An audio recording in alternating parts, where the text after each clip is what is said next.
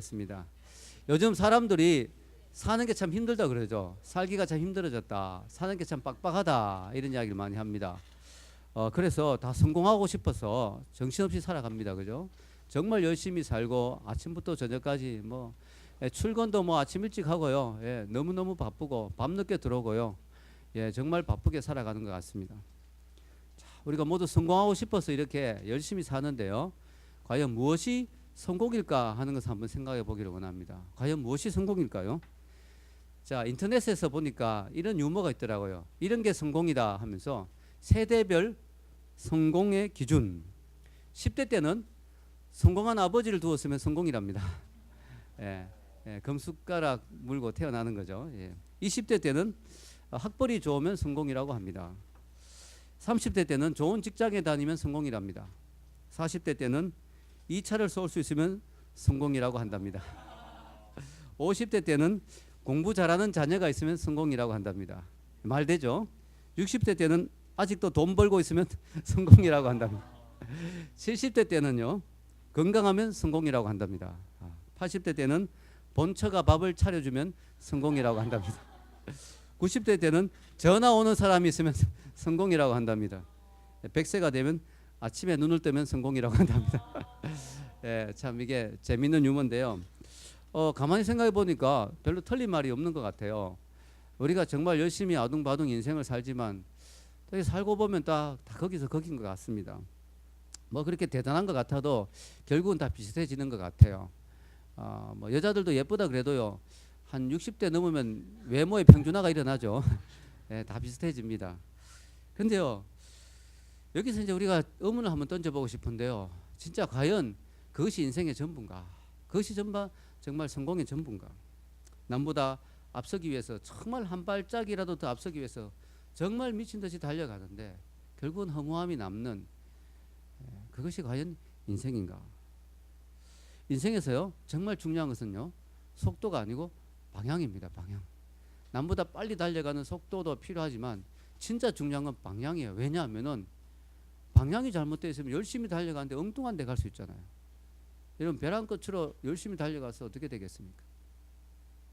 어떤 사람이 택시를 탔습니다. 택시 기사가 이야기합니다. 손님, 어디로 모실까요? 근데 그 사람이 이렇게 대답했다고 생각해 봅시다. 어디로 가느냐고요? 잘 모르겠습니다. 무조건 빨리 달려가 주세요. 그럼 택시 기사가 좀 이상한 사람이라 생각하겠죠. 여러분, 어디로 가는지 알고 달려가야 될 거 아니에요. 빨리 달려가 주는 것도 중요하지만 어딘지 알고 가야 될 거 아니에요. 방향도 없이 목적지도 없이 그저 빨리 달려가고자 하는 그 문제가 있는 거죠.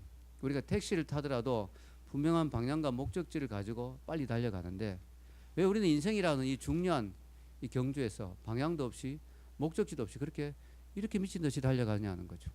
정말 모두 열심히 살잖아요. 근데 물어보면 뭘 위해서 삽니까? 인생의 방향이 뭡니까? 당신이 이렇게 끝까지 달려가서 그 목적지가 어딥니까? 할 때 모르겠다는 거죠. 그냥 달려간다는 거죠.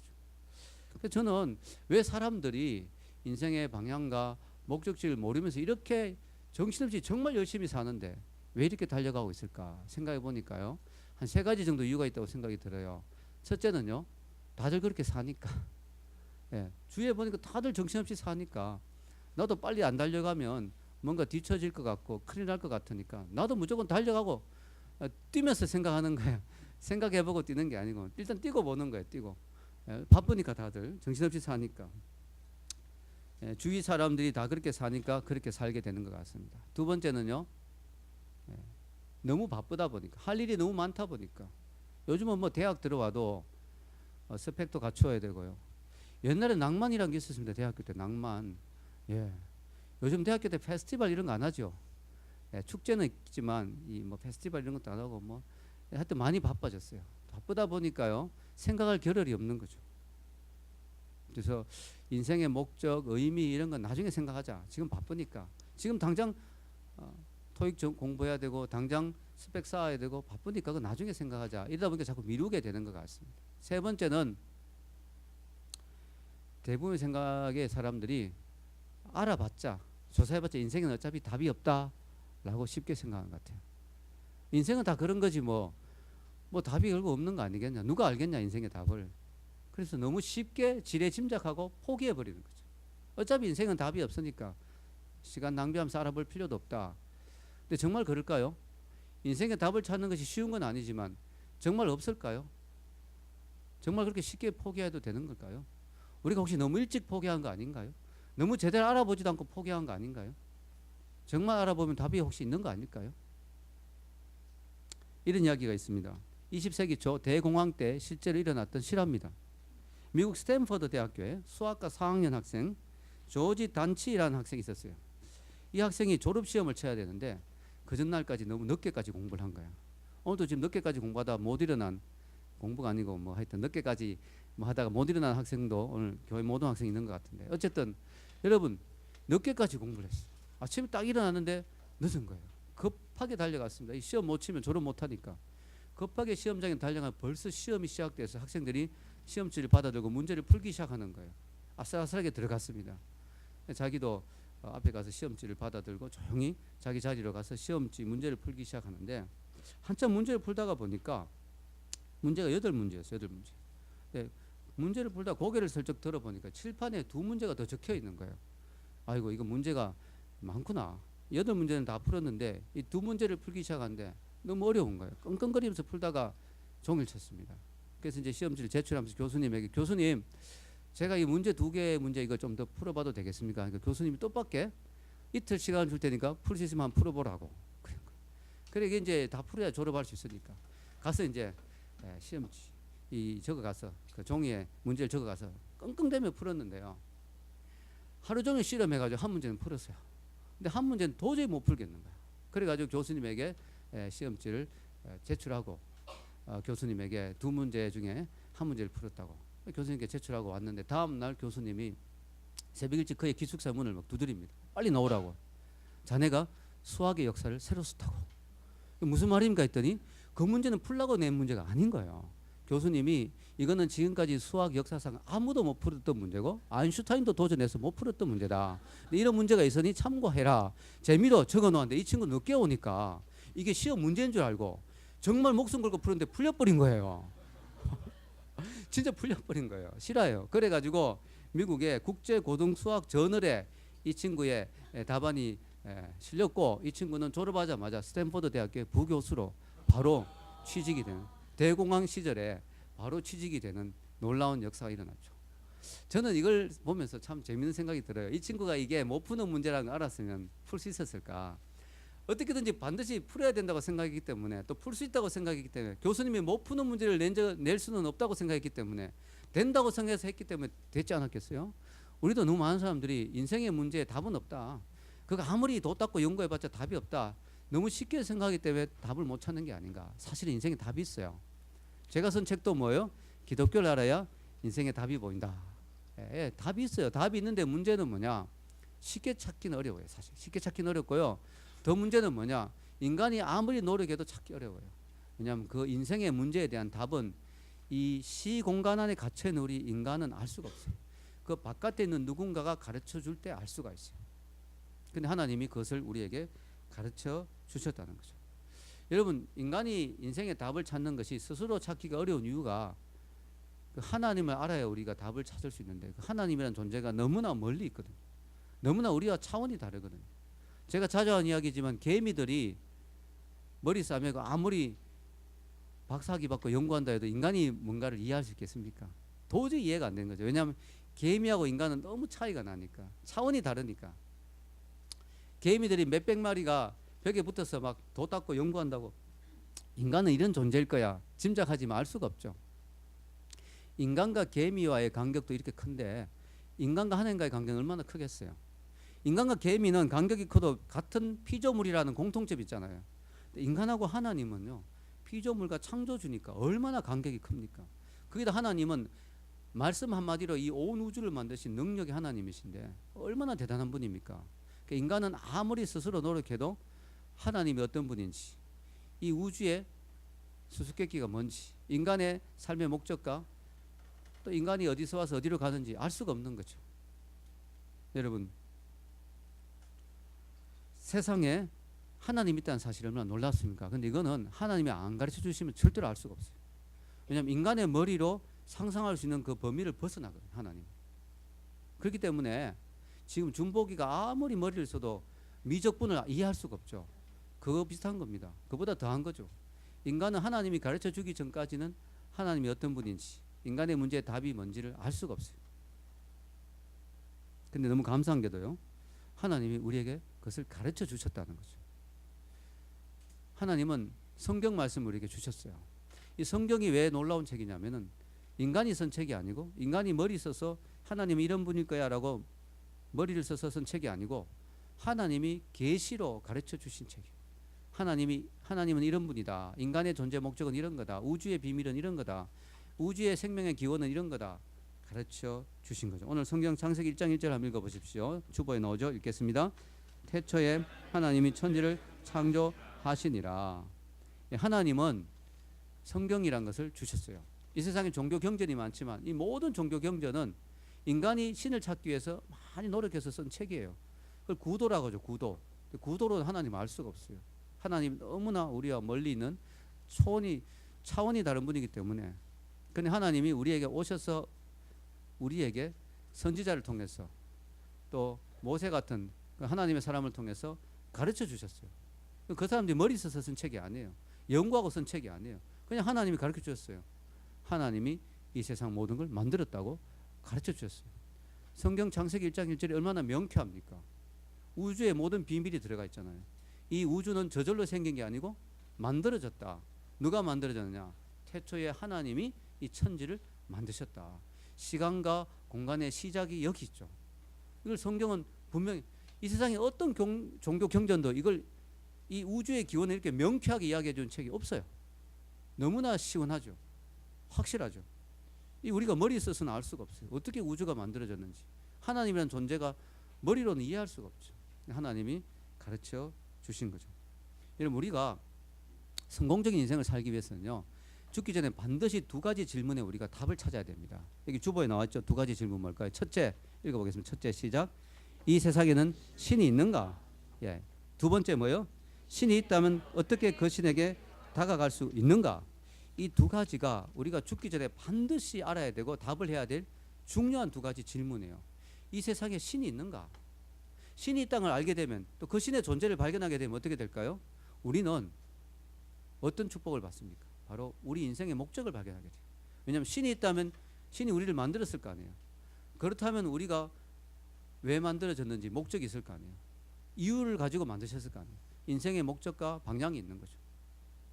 자, 여러분, 만약 신이 없다면 이 세상의 모든 것은 저절로 우연히 만들어졌을 거예요. 그렇다면은 아무 목적이 없죠. 뭐 우연히 아무 이유 없이 만들어진 거니까, 아무 이유 없이 우리가 생겨난 거니까 아무 목적이 없는 거예요. 그러나 신이 있다면 우리 인생에는 목적이 있는 거죠. 또 두 번째 질문은 바로 신이 있다면 어떻게 그 신에게 갈 수 있는가? 이것도 되게 중요하죠. 왜냐하면은 신이 있어도 말이죠. 그 신이 우리가 다가갈 수 없는 신이라면 의미가 없는 거죠. 추상적인 신이고 우리에게 별로 도움이 안 되는 신이죠. 우리가 그 신에게 다가갈 수 있고 그 신이 우리에게 찾아올 수 있다면 그 신이 우리에게 도움을 줄 수 있고, 또 그 신과 우리가 영원히 함께, 죽고 난 뒤에도 영원히 함께 살 수 있잖아요. 그 신에게 갈 수 있다면. 그래서 인생의 방향이 정해지는 거죠. 자, 이게 중요한 거죠. 전 대학교 2학년 때 하나님을 알게 됐습니다. 그러다 보니까 2학년 전까지는 살아도 산 게 아니더라고요. 열심히 사는데도 왜 살아야 되는지 모르겠고, 그걸 모르니까 왜 공부해야 되는지도 모르겠고, 대학교 1학년 때 성적이 엉망이었어요. 왜냐? 왜 공부해야 되는지 모르겠으니까. 근데 그걸 제가 이 인생의 중요한 두 가지 질문에 답을 알게 되니까 신이 있구나, 하나님이 계시구나, 그리고 그 하나님께 내가 갈 수 있는 길이 있구나, 이걸 알게 되고, 그 하나님이 나를 심지어 사랑하신다는 것까지 알게 되니까 인생에 분명한 목적이 생기고, 그때부터는 열심히 살게 됐어요. 그전까지 진짜 허랑방탕하게 살았는데 그때부터는 열심히 살게 되었습니다. 저는 오늘 설교가 다른 게 아니고 이 두 가지에 대한 답을 찾는 설교입니다. 첫 번째, 이 세상에 신이 있을까요? 예, 어떻게 알 수 있을까요? 신이 있다는 사실 우리가 어떻게 알 수 있어요? 그것은 바로 이 세상이 너무나 오묘하게, 질서정연하게, 너무나 정밀하게 창조되어 있다는 사실, 이게 신이 있다는 놀라운 증거예요. 이 세상이 어떻게 생겼냐에 대한 두 가지 이론이 있죠. 하나는 창조론, 하나는 진화론. 둘 다 시어리, 이론이에요. 왜냐? 둘 다 검증이 어려워요. 창조되는 장면도 본 사람이 없고 진화된 장면도 본 사람이 없어요. 근데 둘 중에 하나는 틀렸어요. 만약에 진화론이 맞다면 이 세상의 모든 것은 그냥 저절로 티끌 같은 데서 뭐 아무것도 없는 데서 그냥 저절로 생겼겠죠. 그럼 우리는 아무 인생의 목적이 없습니다. 그런데 만약에 창조론이 맞다면 하나님 우리 인생을 만들었다면 우리 인생의 목적이 있습니다. 어느 게 맞을까요? 진화론이 왜 문제냐면요. 무생물은 절대로 생물을 만들어낼 수가 없어요. 생명은 생명에서 온다는 게 중요한 생명의 법칙입니다. 두 사람이 결혼하니까 저렇게 아기가 태어나잖아요. 근데 돌들은 아무리 놔둬도 또 하나 돌이 안 나옵니다. 예. 이 방에 비워놓고 아무리 그냥 놔둬도 뭔가 안 생겨납니다. 무생물은 생명을 만들 수 없어요. 생명은 오로지 생명에서 나옵니다. 그럼 어떤 생명의 존재가 이 세상에 생명을 탄생시켰지 그거 없이 생명이 나올 수가 절대로 없는 것이죠. 예. 그것을 우리가 분명히 알아야 됩니다. 자, 여러분, 이 세상을 보십시오. 얼마나 아름답고 조화롭고 오묘한지 말로 다 할 수 없어요. 말로 다 할 수가 없습니다. 예, 그것을 보면 우리가 이 세상이 정말 아름답게 만들어져 있는 것을 알 수가 있습니다. 여러분, 그 원소 주기율표라는 게 있어요. 원소 주기율표. 혹시 여러분 그거 외운다고 고생해 보셨어요? 뭐 O 산소 그죠? H 수소 막 이거 막 주기율 되게 복잡하죠. 근데 이걸 처음 만든 사람이 누군지 아세요? 러시아 사람이에요.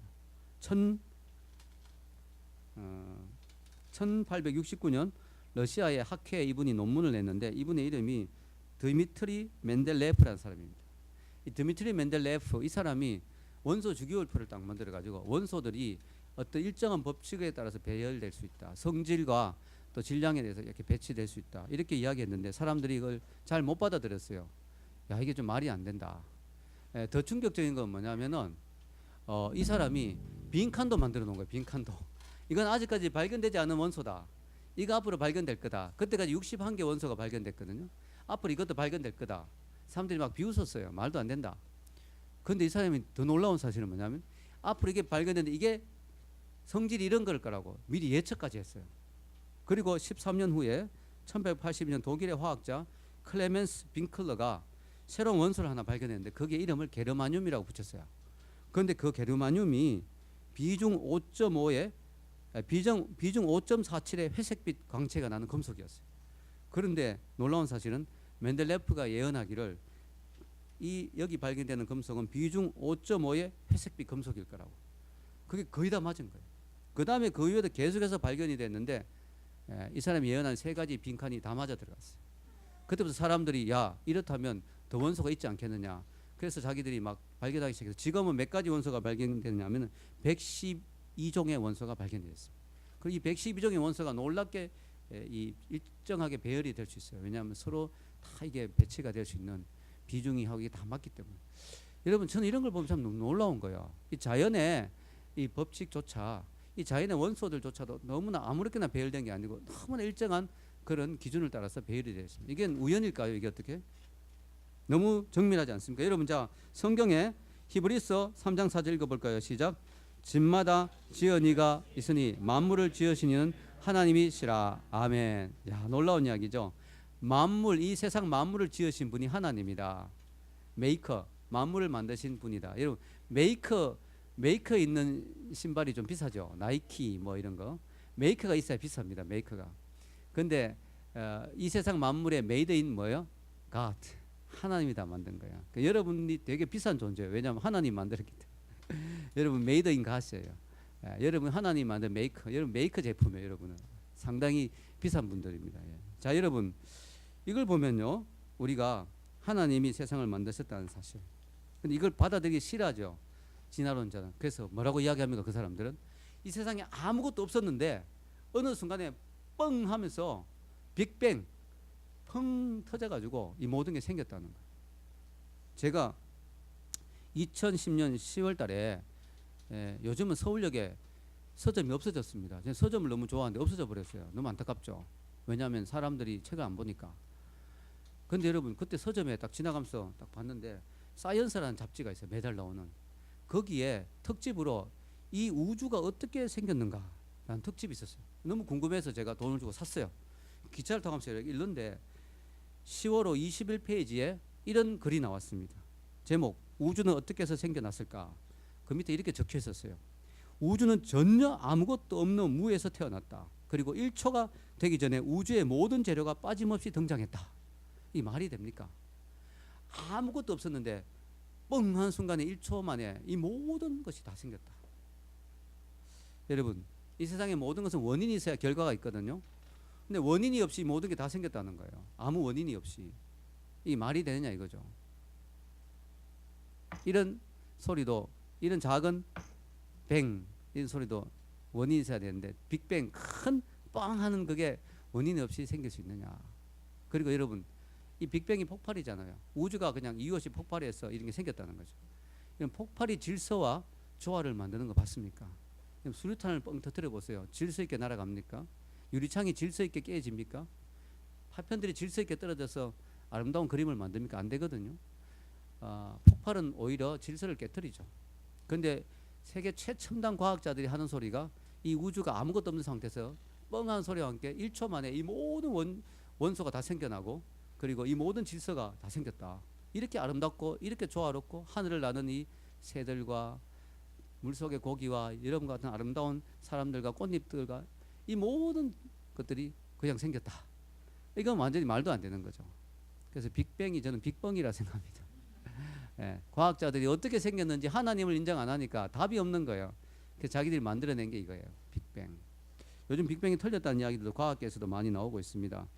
여러분, 성경은 하나님이 세상을 만들었다고 이야기합니다. 근데 여기서 중요한 질문이 하나 나옵니다. 제가 이것 때문에 되게 많이 실험했어요. 처음에 예수님을 믿으니까, 처음에 하나님을 믿으니까 이 부분이 문제가, 답이 안 나오는 거예요. 뭐냐면은 이 세상의 모든 걸 하나님이 만들었다.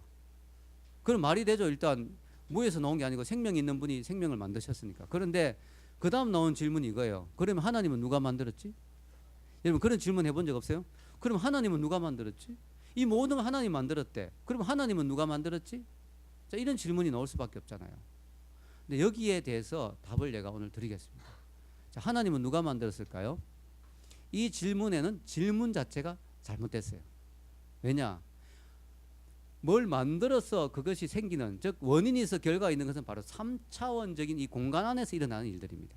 근데 하나님은 이 3차원을 벗어나는 다른 차원으로 존재하는 초자연적이고 초월적인, 초공간적인, 초시간적인 존재예요.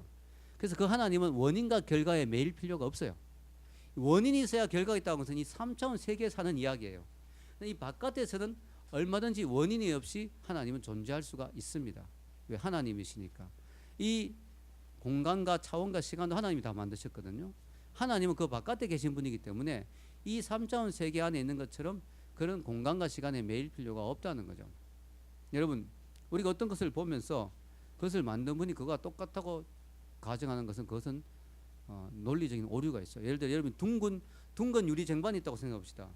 야, 이 둥근 유리 쟁반을 누가 만들었을까? 이 쟁반이 둥글고 유리인 거 보니까 이거 만든 사람도 둥글 거야. 그리고 이 사람도 유리일 거야. 그렇게 말하는 것은 논리적인 오류가 있죠. 여러분, 이 세상이 이렇게 만들어졌기 때문에, 이 세상이 이렇게 원인이 있어야 결과가 있는 세상이기 때문에 이걸 만든 분도 원인이 있어야 존재하는 그런 분이라고 생각하는 것은 하나의 논리적인 오류죠. 하나님은 이 세상 바깥에 계시니까 하나님은 원인과 결과에 매이지 않는 분이죠. 하나님은 거저 이유 없이, 원인 없이 거저 존재하는 분이에요. 이걸 성경은 명확하게 이야기합니다. 시편 90편 2절 이 말씀이 바로 저의 이 모든 고민을 해결해 준 말씀이었어요. 시편 90편 2절 같이 읽겠습니다. 시작. 산이 생기기 전, 땅과 세계도 주께서 조성하시기 전, 곧 영원부터 영원까지 주는 하나님이시니이다. 아멘. 명쾌합니다. 답이 나왔습니다. 만물이 만들어지기 전, 산과 바다와 땅과 만물이 만들어지기 전부터, 이 공간이 생기기 전부터, 이 우주가 만들어지기 전부터 하나님은 시간이 만들어지기 전부터 영원부터 영원까지 영원 속에서 존재하시면서 하나님이셨다. 여전히. 할렐루야. 이게 우리 하나님이에요. 이게 우리가 믿는. 그러니까 우리 머리로는 이 하나님을 알 수가 없는 거죠. 하나님이 계시해 주지 않으면, 성경을 주시지 않으면 우리는 절대로 알 수가 없는 거죠. 왜냐, 안 그러면 우리 머리에서 자꾸 신은 어디서 나왔을까, 신은 누가 만들었을까, 끝이 없거든요. 하나님이 자기를 계시해 주셨어요. 나는 시간과 공간의 창조 전부터 영원부터 영원까지 그냥 하나님으로 존재했던 바로 그런 존재라고 이야기를 하십니다. 너무 놀라운 이야기죠. 여러분, 그 하나님이요, 성경을 주셨어요. 자신을 우리에게 계시해 주셨어요. 하나님을 우리가 알 수 있도록. 하나님은 우리가 하나님을 알기를 원하십니다. 믿습니까? 하나님 우리가 하나님을 알기를 원해요. 자, 여러분 두 번째 질문. 신이 있다면 그 신에게 어떻게 다가갈 수 있는가? 자, 우리는 첫 번째 질문에 대한 답을 어느 정도 찾았습니다. 신은 있는가? 있다. 어떻게 알 수 있느냐? 이 세상이 이렇게 아름답게 만들어져 있는 거 보니까 분명히 신은 있다. 그러면 그 신을 우리가 어떻게 만날 수 있는가? 어떻게 신에게 다가갈 수 있는가?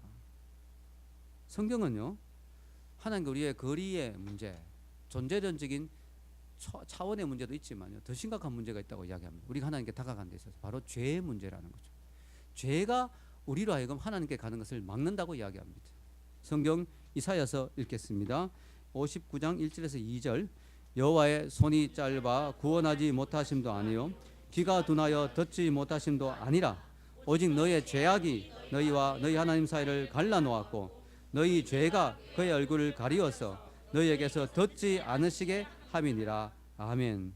여기서 보면 하나님이 손이 짧은 것도 아니고요, 귀가 둔한 것도 아니고, 우리의 이야기도 들으실 수 있고 우리에게 다가가실 수 있고 우리를 터치하실 수 있지만, 문제는 죄가 우리와 하나님 사이를 갈라놓았다.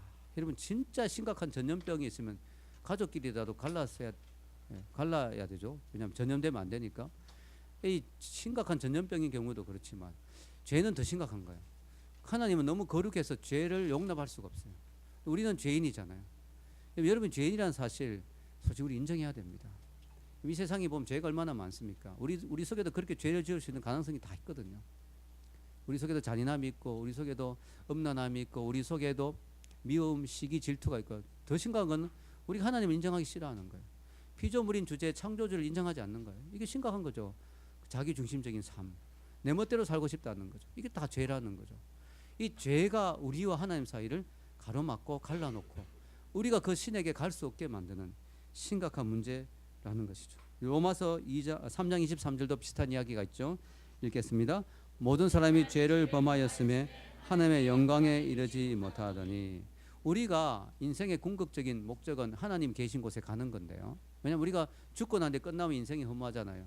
하나님은 영원히 사시는 분인데 그 하나님과 영원히 사는 것이 우리 인생의 목적이고 방향인데, 문제는 그 하나님과 영원히 영광 가운데 있으려고 하니까, 그 영광의 천국에 들어가려고 하니까 모든 사람이 죄를 범하였으면 하나님의 그 영광에 이르지 못하는, 하나님의 영광에 도달하지 못한다. 하나님의 그 완전한 기준에 도달하지 못하는 게 우리 인생의 문제라는 것이죠. 사람들이 하나님께 가고 싶어 하긴 해요. 이 세상에 이렇게 종교가 많은 걸 보면 사람들이 하나님을 찾는 걸 알 수 있겠죠. 이 세상에 수없이 많은 사람들이 고행을 하잖아요. 여러분 얼마나 많은 사람들이 그 참배를 하려고 얼마나 그 먼 길을 가고요, 성지순례를 하고 얼마나 고행을 하고 또 선행을 하고 자선을 하고, 또 철학자들은 얼마나 많습니까? 인생이 뭔지 고민하는 사람들이 얼마나 많아요. 다 하나님께 가려고 하는 몸부림이에요. 근데 문제는 아무도 갈 수가 없어요. 왜냐하면 하나님과 우리 사이 거리가 너무 멀기 때문에. 이게 우리 인간의 문제죠. 근데 너무 감사한 게 하나님은 공의롭고 죄를 용납할 수 없기 때문에 우리가 하나님께 갈 수 없지만, 하나님은 공의롭고 동시에 또 하나의 하나님 놀라운 속성이 있어요. 그게 뭘까요? 하나님은 사랑이시라.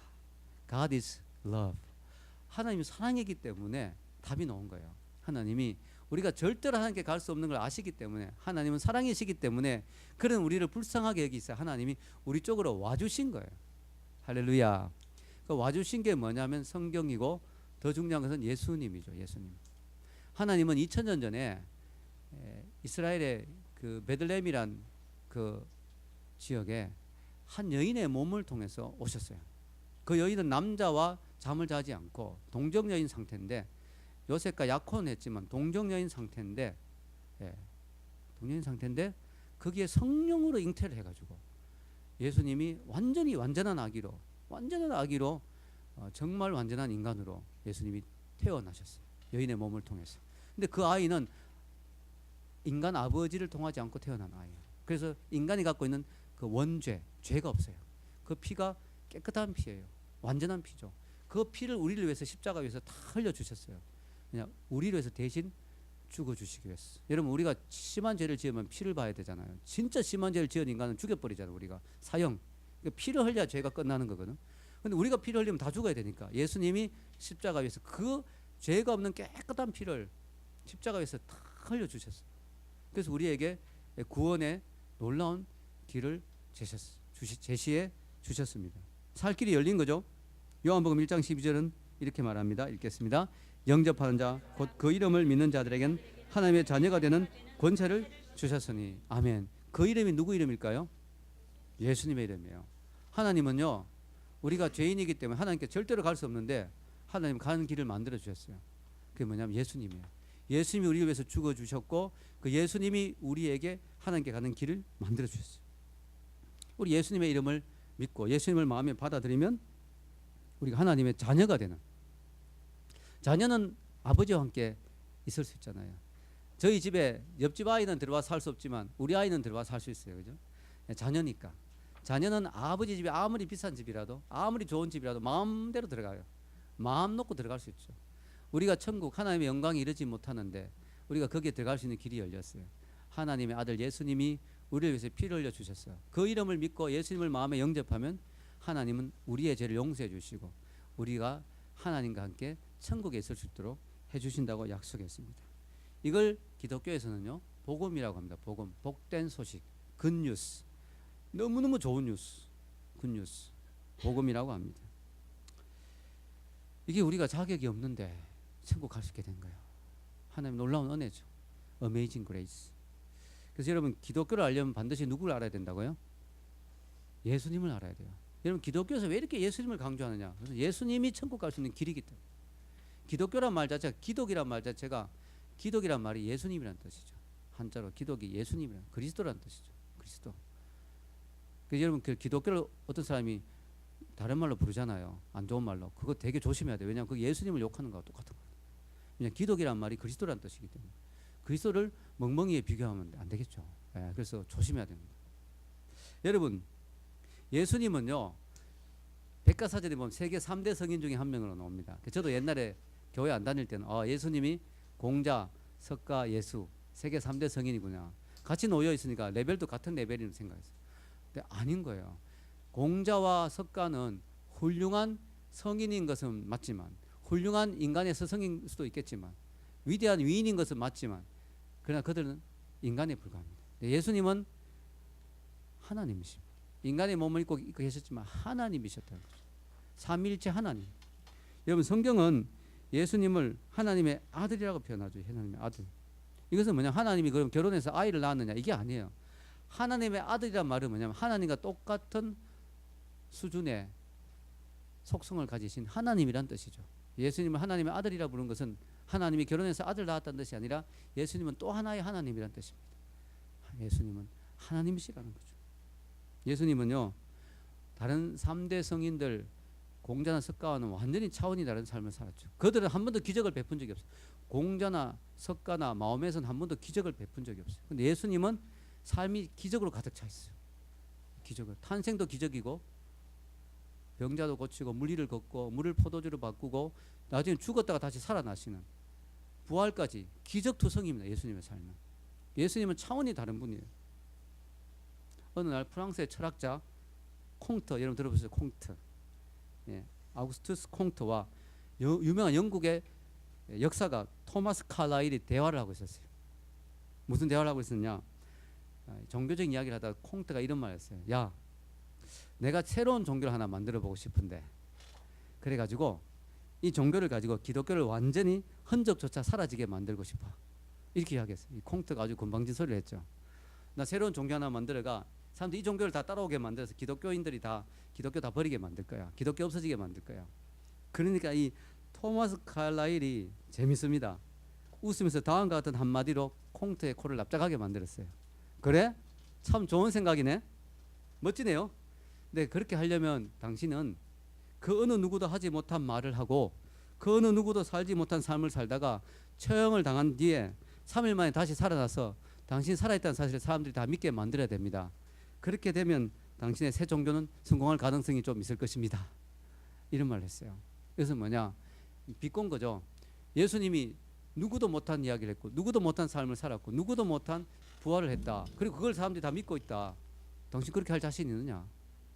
그렇다면 그렇게 할 자신이 없다면 당신은 기독교에 필적할 수가 없다. 당신이 만든 새 종교는 아무 힘을 못 쓴다.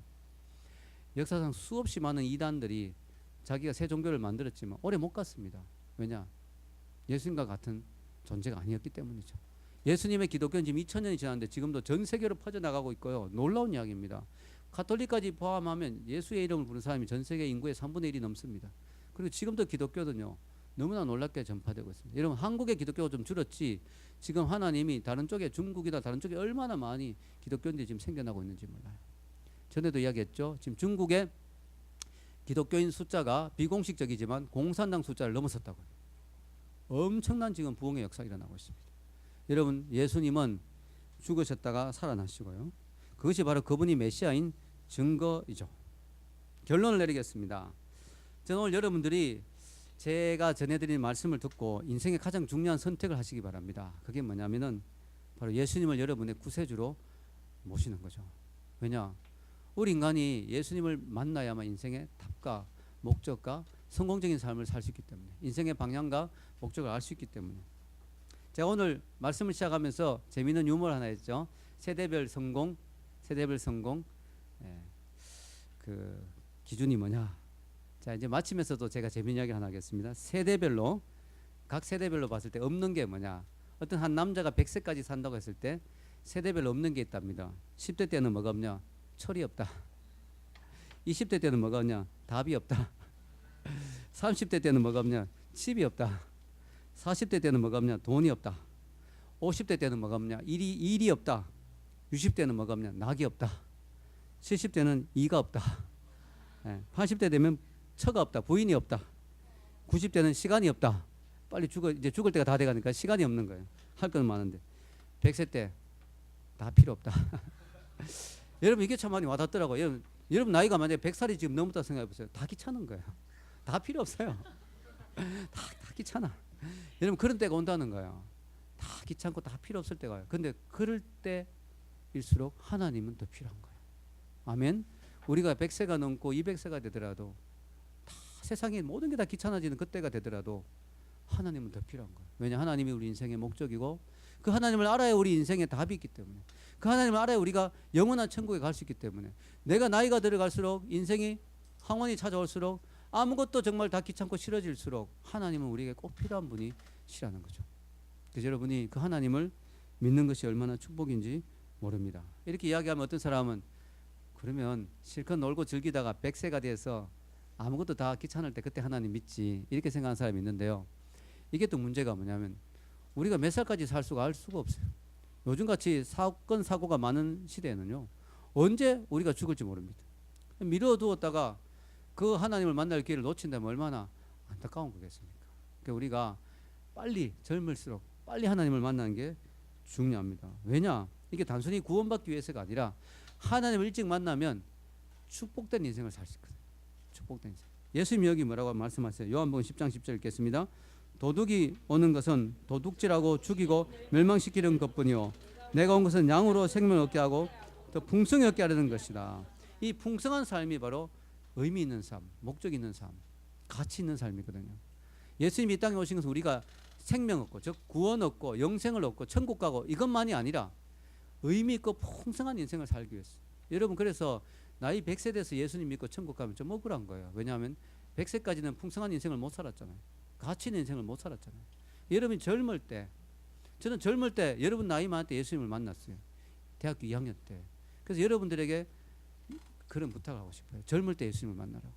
그때 만나고 나니까 내 인생이 너무나 풍성해졌어요. 너무나 의미 있는 인생이 됐어요. 너무나 가치 있는 인생이 됐어요. 그러니까 여러분들 같은 젊은이들에게 제가 관심이 많이 가는 거죠. 젊을 때 주님을 만나면 영생을 얻을 뿐만 아니라 언제 죽어도 천국이 보장될 뿐만 아니라 정말 가치 있고 의미 있고 풍성한 삶을 살 수 있기 때문이죠. 여러분, 저는요 지금까지 목회를 하면서 수천의 사람을 만나봤는데요, 단 한 번도 목사님 제가요 너무 일찍 예수 믿다가 후회돼요, 이런 사람 한 번도 못 만났어요. 한 번도. 남경제 후회됩니까? 예수님 일찍 믿은 거? 후회 안 되죠? 용성형제 후회돼요? 아니죠. 예. 진짜 제가 이렇게 이야기하니까 대답하는 거 아니에요. 진짜 여러분 일찍 믿을수록 좋아요. 왜냐하면은 예수님을 믿게 되면 그때부터 인생이 왜 살아야 되는지 이유를 알게 되고 의미 있고 가치 있고 정말 인생을 헛된 데 투자하지 않고 정말 가치 있는 데 인생을 사용할 수가 있고 정말 행복하거든요. 그래서 여러분 정말 저는요 지금까지 예수님 일찍 믿었다고 후회한 사람 한 명도 못 봤어요. 정말로. 여러분 일찍 믿을수록 감사하고요. 믿고 난 뒤에 물어보면 너무 감사하다고 이야기해요. 너무 행복하다고 이야기해요. 너무 기쁘다고 이야기해요. 왜 그럴까요? 바로 예수님이 여러분 인생의 답이 될 수 있기 때문이죠. 그래서 저는 오늘 여러분들이 말씀을 듣고 기억하시고 오늘 영화도 볼 텐데요. 영화에도 예수님이 또 나옵니다. 너무 재밌습니다. 이 영화 꼭 보시고요. 여러분 인생의 주인이신 주님을 만난 축복이 있기를 주의 이름으로 축원합니다.